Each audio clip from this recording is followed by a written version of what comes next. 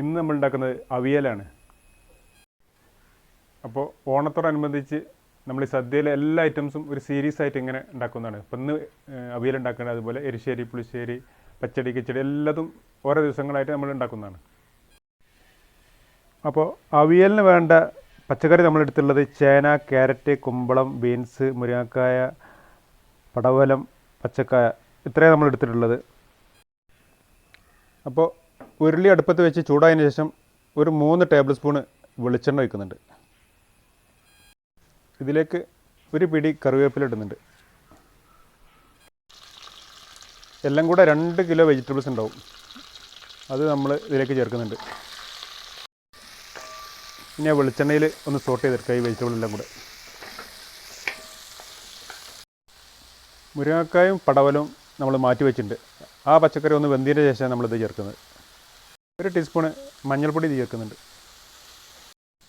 അതൊന്ന് ഇളക്കി കൊടുത്തതിന് ശേഷം ഇത് വേവാൻ ആവശ്യമായ ഒരു അര കപ്പ് വെള്ളം ഒഴിക്കുന്നുണ്ട്.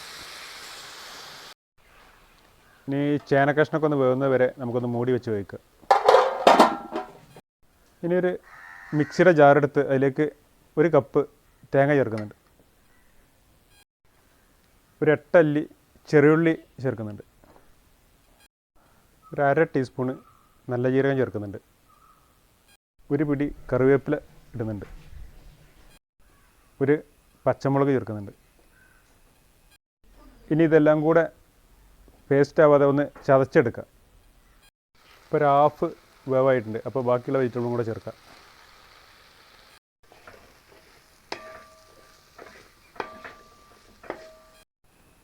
പച്ചമുളകിന് പകരം നല്ല വെളുത്ത കാന്താരി മുളക് ഇടുന്നുണ്ട്. അത് 4 ഇതിലേക്ക് പൊളിച്ചിടുന്നുണ്ട്. ഉപ്പ് ആവശ്യത്തിന് ഇടുന്നുണ്ട്. അപ്പോൾ വെജിറ്റബിൾസ് എല്ലാം വെന്തിട്ടുണ്ട്. ഇതിലേക്ക് നമുക്ക് ആ തേങ്ങ ചതച്ചത് ചേർക്കാം. ആ തേങ്ങ അതിൽ 1 മിനിറ്റ് ഒന്ന് ഇളക്കി യോജിപ്പിച്ചതിന് ശേഷം നമുക്ക് 1 കപ്പ് തൈര് ചേർക്കുന്നുണ്ട്. ആ തൈര് ഒന്ന് ഇളക്കിയതിന് ശേഷം ഒരു പിടി കറിവേപ്പില കൂടെ ചേർക്കുന്നുണ്ട്. ഇനി ലാസ്റ്റായിട്ട് 2 ടേബിൾ സ്പൂൺ ഫ്രഷ് വെളിച്ചെണ്ണ ഇതിന് മേലെ വെക്കുന്നുണ്ട്. അപ്പോൾ അവിയൽ റെഡി ആയിട്ടുണ്ട്. ഇനി ഒരു അരമണിക്കൂർ നമ്മൾ തീ ഓഫാക്കി അവിടെ മൂടി വെച്ചതിന് ശേഷം നമുക്ക് ഉപയോഗിക്കാവുന്നതാണ്. അപ്പോൾ നമ്മൾ അവിയലിൻ്റെ റെസിപ്പി ഇഷ്ടപ്പെട്ട എല്ലാവരും ഒന്ന് ലൈക്കും കമൻറ്റൊക്കെ ചെയ്യും. അതുപോലെ ഫോളോ ചെയ്യ്, സബ്സ്ക്രൈബ് ചെയ്യട്ടോ. അപ്പോൾ ഓക്കെ.